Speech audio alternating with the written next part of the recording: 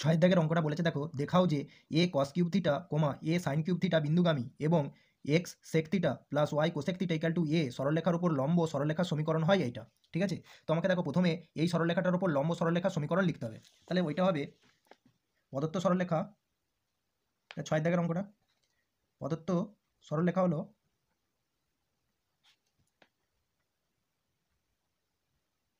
X sec theta plus y cosec theta, ঠিক আছে, equal to এ। ঠিক আছে, এটাকে 1 নম্বর দাগ দিচ্ছি। তাহলে 1 নং সরলরেখার উপর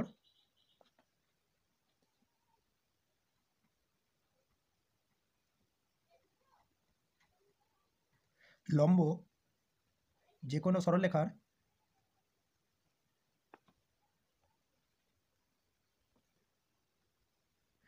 সমীকরণ হয় cosec theta into x minus sec theta into y equal to k. ঠিক আছে, এটাকে 2 নম্বর দাগ দিচ্ছি। এবার দেখো এই 2 নম্বর সরলরেখাটা এ cos cube theta comma a sine cube theta এই বিন্দুগামী। তাহলে লিখব 2 নং সরলরেখাটি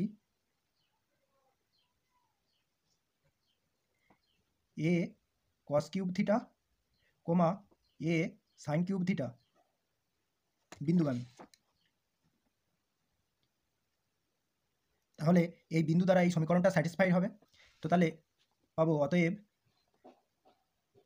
cosec theta into a cos cube theta, ঠিক আছে, এক্সের জায়গায় এ কস কিউব থিটা বসাবো, minus sec theta into a sine cube theta equal to k.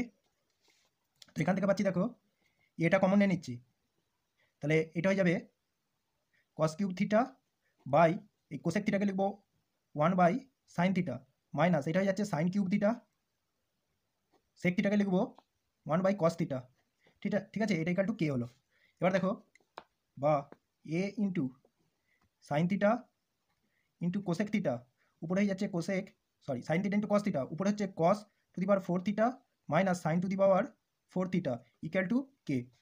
বা এ ইন্টু এটা হচ্ছে sine theta into cos theta, আর এটাকে লেখা যাবে cos square theta plus sine square theta into cos square theta minus sine square theta. ঠিক আছে, তো এটা হয়ে যাচ্ছে। এবার দেখো এখানে একটা 2 গুণ করতেছি, এখানেও একটা 2 গুণ করতেছি, তাহলে এটা হয়ে যাচ্ছে কের ভ্যালুটা। বা তাহলে এটা হয়ে যাচ্ছে দেখো এ ইন্টু, আচ্ছা দেখো কস square theta plus sine square theta এটার মান তো তোমার 1 হচ্ছে, আর এইটা হয়ে যাচ্ছে কস 2 থিটা, এটা কস 2 থিটার ফর্মুলা লেখা আছে, আর নিচেরটা হয়ে যাবে sign 2 theta equal to k. তো তাহলে দেখো এখান থেকে কে এর ভ্যালুটা পেয়ে যাচ্ছি 2a cos 2 theta by sine 2 theta এইটা। এবার দেখো এই কে এর মানটা আমি 2 নম্বর সরলরেখা সমীকরণে বস করে দেবো, তাহলে সরলরেখাটাকে পুরোপুরি পেয়ে যাবো। অতএব নির্ণেয় সরলরেখাটি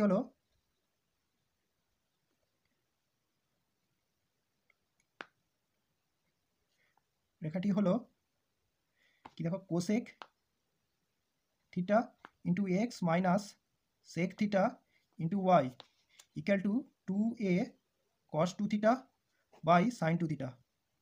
ঠিক আছে, তো দেখো এটা হয়ে যাবে x by sine theta minus y by cos theta equal to 2a cos 2 theta by sine 2 theta. এটা হয়ে যাচ্ছে। বা এটা দেখো এই কস, এটা যদি লসাগু করি তাহলে হয়ে যাচ্ছে কত, sine theta into cos theta, আর এটা গুণ হয়ে যাবে এক্সের সাথে, তাহলে হয়ে যাচ্ছে cos theta into x minus sine theta into y. ঠিক আছে, ইকুয়াল টু হচ্ছে 2a cos 2 theta by sine 2 theta.